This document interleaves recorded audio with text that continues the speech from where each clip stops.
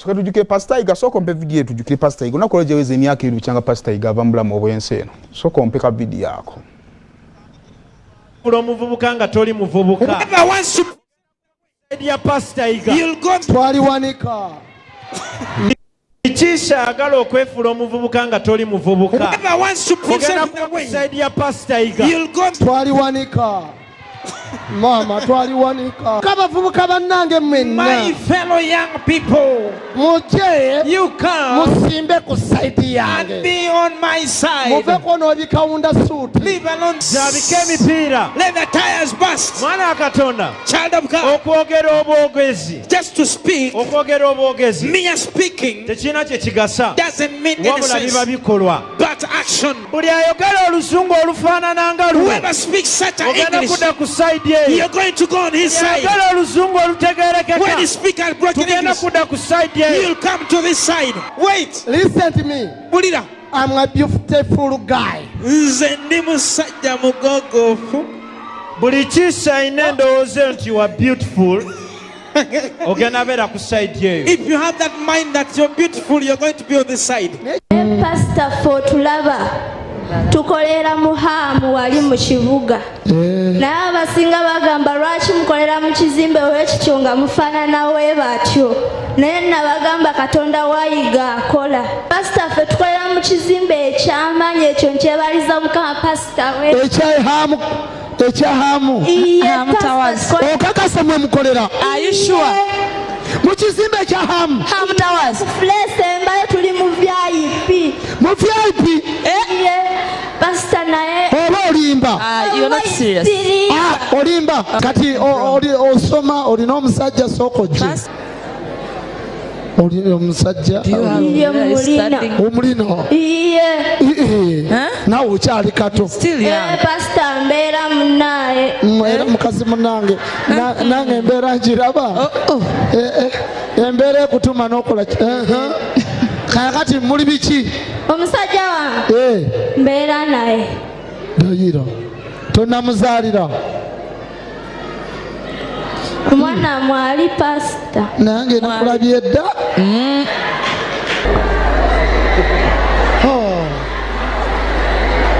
obulamu bw'ekikajjo She survives on sugar cane. gamba ekole Let it work.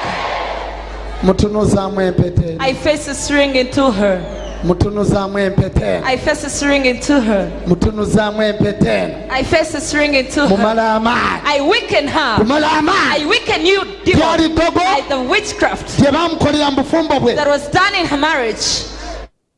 omwana ono kale omwaka emyaka 2 nane ebbanga terirwa bannaye emyaka 2 bukyanga Paasita Yiga ava mu bulamu obwensi eno agiba 2 basajja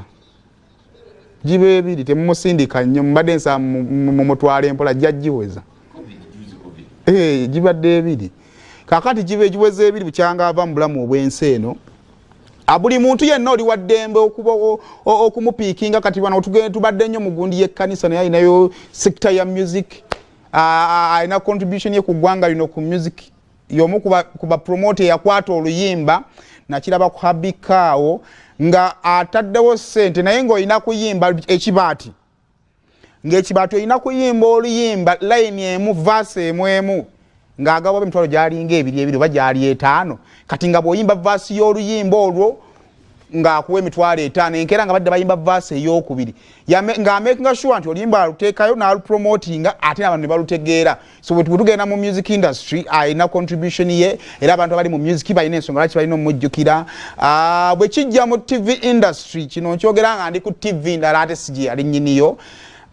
obuyiiya mulaba tize na TV ezijja gundi mukirisirayike ng'alumba ne ku bbanga eri emyaka na digital gye tumaze mu digital migration kyanga tujja because BS yagizwagira wamu mu biseera ebyo ebya digital bwenkera ku mache ne gwanti nyaba mpeyo kipya ki walola ku TV yalina nga ideas empya zaali zetaka just okupolishinga so what you know in the TV industry there is something to miss about him because he had new ideas everything tutadde kumpe ekikyo kifate wera bidde it is lifestyle kyotasobola agenda kusanga mu bulamu wano mu TV ndala zonna. So I think buli muntu yenna ne wobanga atoli mu lokole olina ky'omumisingako nganze era nze ndowooza y'ensonga lwaki mu bantu abafudde ajja kusigala nga ayogerwako abalala bonna ajja kusigala nga ayogerwako n'abayita mu mikono gy'abalala bangi nnyo. So